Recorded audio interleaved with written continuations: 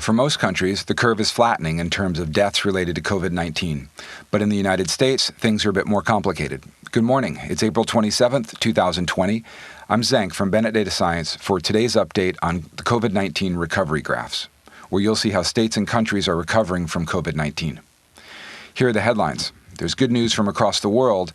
Death rates are dropping or showing signs of slowing in most of the countries hardest hit by COVID-19.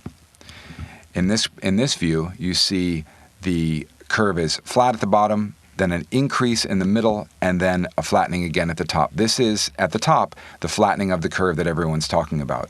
We can look at it here in terms of death rates, where this is now a representation of new deaths per day. When the number of new deaths per day goes down to zero, we've beaten COVID-19. The raw data is the view I want to pay a bit more attention to. In the United States, we saw this peak back on April 16th. Since then, the number of new deaths per day has been dropping. When the number of new deaths, this orange curve, drops down to zero, that's the goal, right? That is the flattening of the curve. Italy has been flattening, but not as quickly as we would like. We wanted this orange curve to continue on its path and then drop down to zero, but it's taken a bit more time to do so. The same sort of behavior is happening in Spain.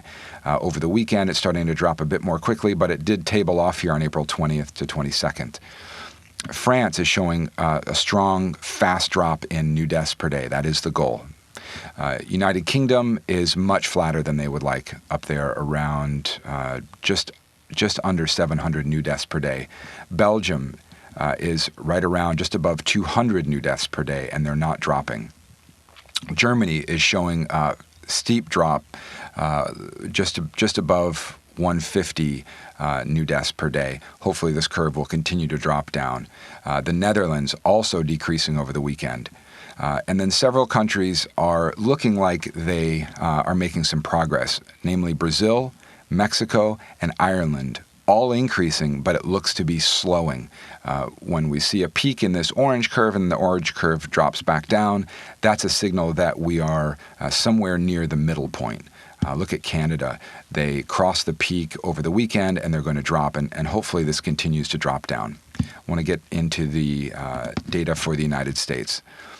New York, over the past couple weeks, has been dropping, and then the drop started to slow down. The number of new deaths per day is staying higher than we would like. We want to see this orange curve drop down as quickly as it can.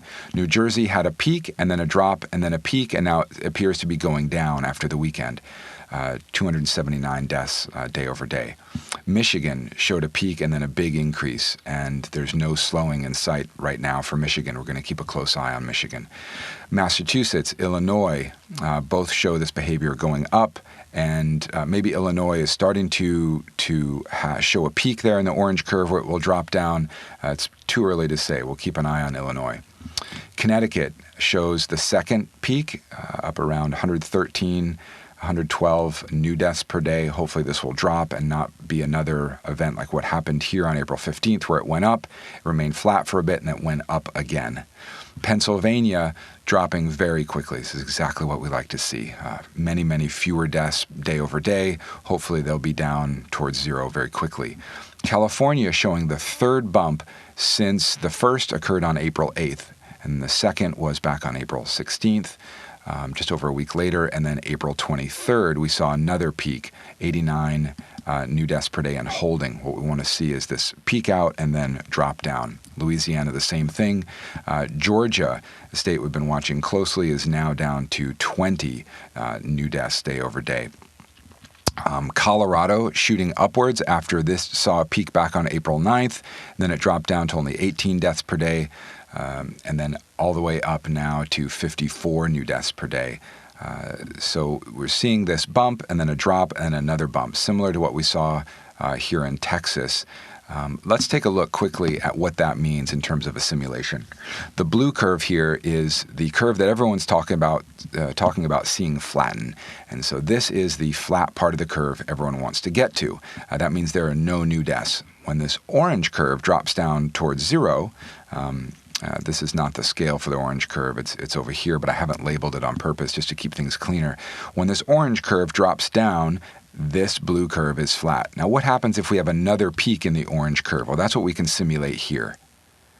If we put another peak in this orange curve, and let's say it's maybe half the width from the start of the orange curve to the peak, if we put another peak about half that distance in the future, we can expect to see that the curve will flatten. It just takes longer to do so. That will result, in this case, in roughly 50% more deaths. So half again as many new deaths. So let's find a state that looks like this. If we go up here and look at Georgia, you can see there was a peak and then it dropped and then another peak, which is even wider, which I can't do in my simulation. It's too simple for that.